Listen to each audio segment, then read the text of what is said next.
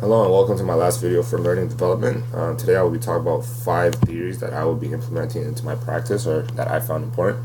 First one is backwards design. Backwards design is a model which is used heavily in lesson planning and assessment. So basically what I'll be doing with this is I'll start with the desired results, so the big picture idea of what I want students to understand, and then from there I'll determine an assessment, or how will I know that students have achieved what I want them to achieve. Lastly, I will be able to plan my lesson plan or learning experience around this. Second one is problem-based learning. This involves with students working on authentic problems and then answering open-ended and critical thinking questions. This helps with engagement and involvement.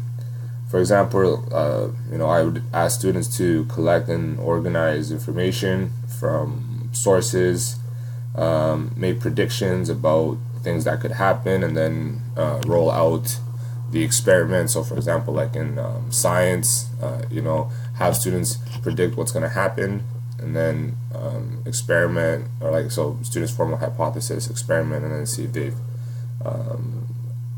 their hypothesis was correct. So that was backwards design, problem-based solving, learning. Now we're on self-determination theory.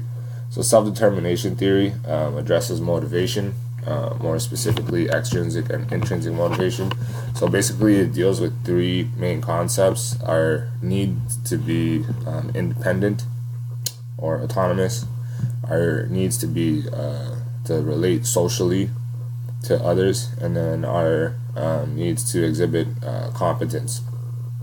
So basically, one of the ways I would use this, let's say I'm using back to my science or my biology teachable, I could have 2 assessments and have students choose which assessment they like. This would provide them with a sense of a choice or autonomy, that they would have a say in the matter of how they're getting evaluated.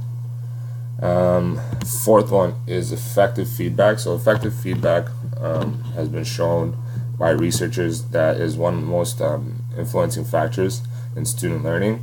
However, many people are not good at providing effective feedback, so modeling effective feedback in the classroom environment is really important. Some tips that I will use for myself to give effective feedback is I'll make sure that I'm explicit when I provide it, and I provide specific details on how to improve. And lastly, I'm trying to provide constructive feedback rather than negative feedback, because that negative feedback rarely gets accepted, if ever, and you're always going to get a lot of pushback and people being defensive, whereas constructive feedback gives specific details on how students can improve.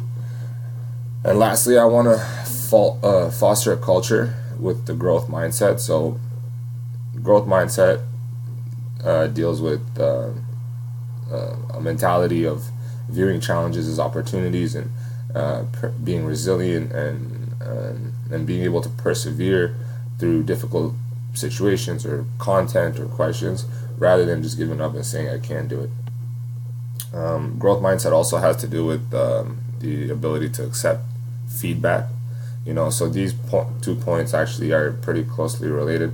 If you foster a culture of growth mindset in your classroom, then students will be more accepting to criticism, to feedback. Whereas if you don't foster that culture of growth mindset, it will be harder for students to improve and learn about their own habits and how they can improve on their weaknesses. Thank you for watching my video, and we'll see you in December.